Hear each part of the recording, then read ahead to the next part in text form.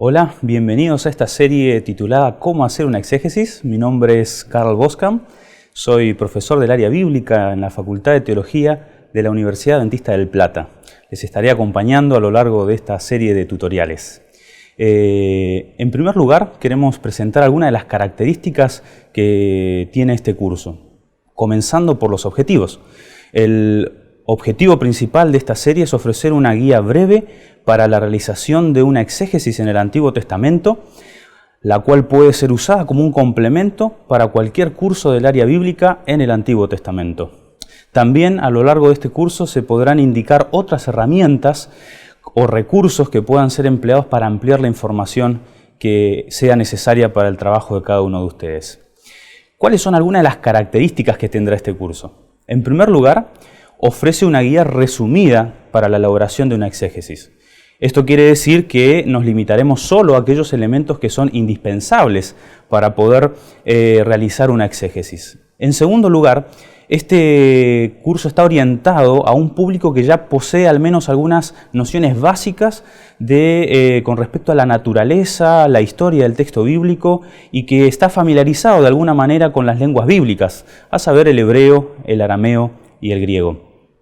Además, estos tutoriales integran un curso que incluye un manual con la ejemplificación de todo el itinerario exegético, basándonos en Génesis 22, y además de algunas horas de tutorías con el docente a cargo. Por otra parte, la bibliografía que aquí se empleará es aquella que tenemos disponible en la biblioteca Irving Moore de la Universidad Adventista del Plata, por lo tanto están accesibles al público o a los alumnos de la Universidad Adventista del Plata.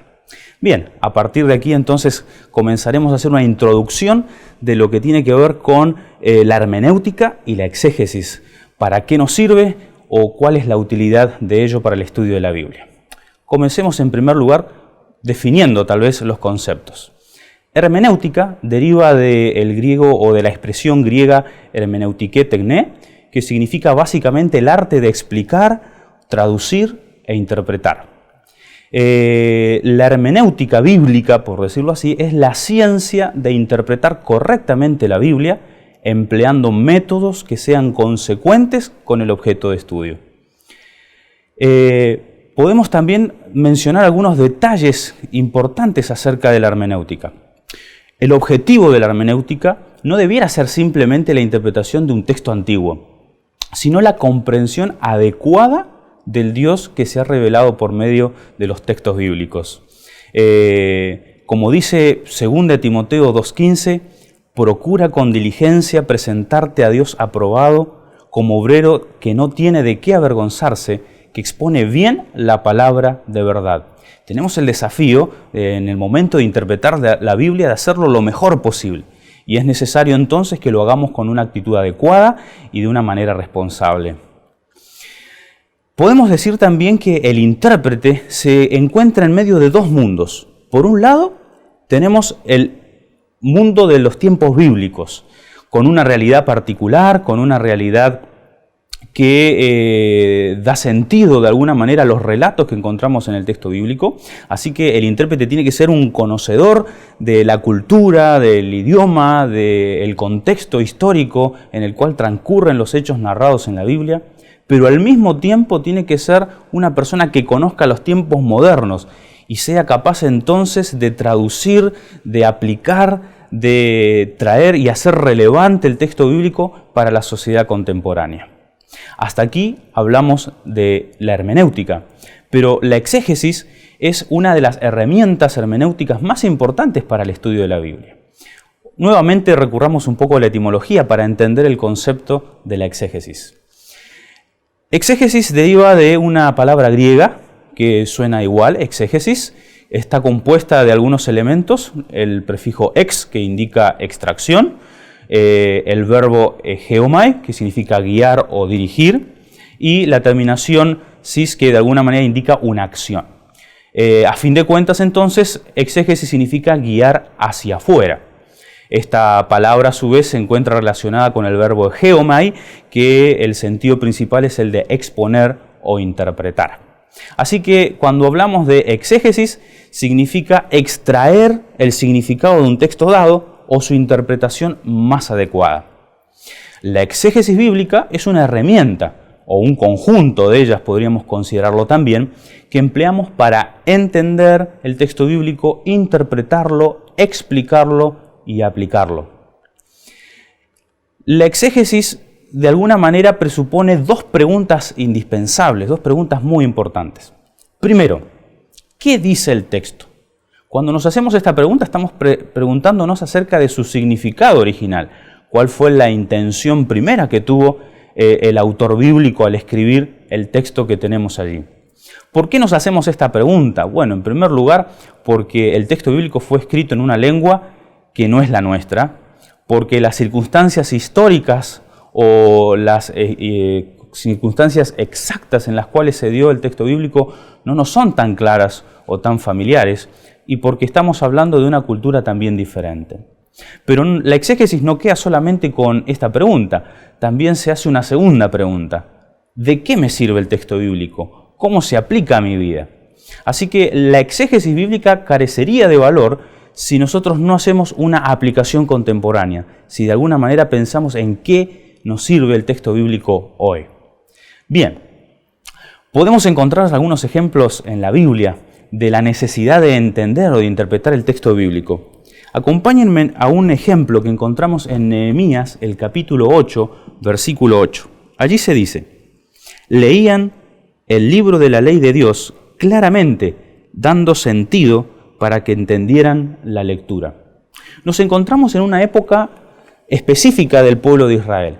Es la época del posexilio. Israel o los exiliados han vuelto a la tierra que les pertenecía, pero en el transcurso muchos de ellos han perdido la lengua materna, el hebreo, como la lengua de su habla.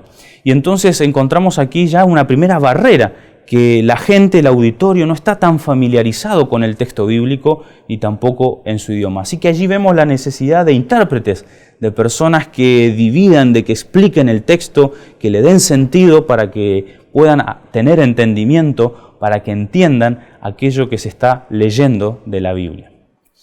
También podemos encontrar en Jesús otro ejemplo muy importante con respecto a la interpretación de un pasaje. Acompáñenme ahora a Lucas capítulo 24, el versículo 27.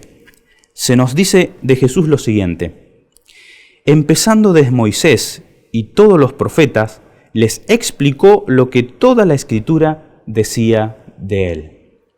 Es interesante porque en ese texto bíblico se emplea la palabra diermeneuon, que deriva de allí hermenéutica, ¿no? Relacionada con la palabra hermenéutica. Se hace interesante también porque la Biblia, el texto bíblico, era accesible a los discípulos. Sin embargo, aunque era accesible para ellos, no habían logrado entender los hechos de la muerte de Cristo. Así que fue necesario que Jesús le diera una interpretación correcta a ese texto bíblico para que ellos pudieran comprender qué es lo que decían acerca de su muerte y de su resurrección. También podemos encontrar en Juan, el capítulo 1, versículo 18, lo siguiente: a nadie lo vio jamás a Dios. El Hijo único que es Dios, que está en el seno del Padre, Él le ha dado a conocer.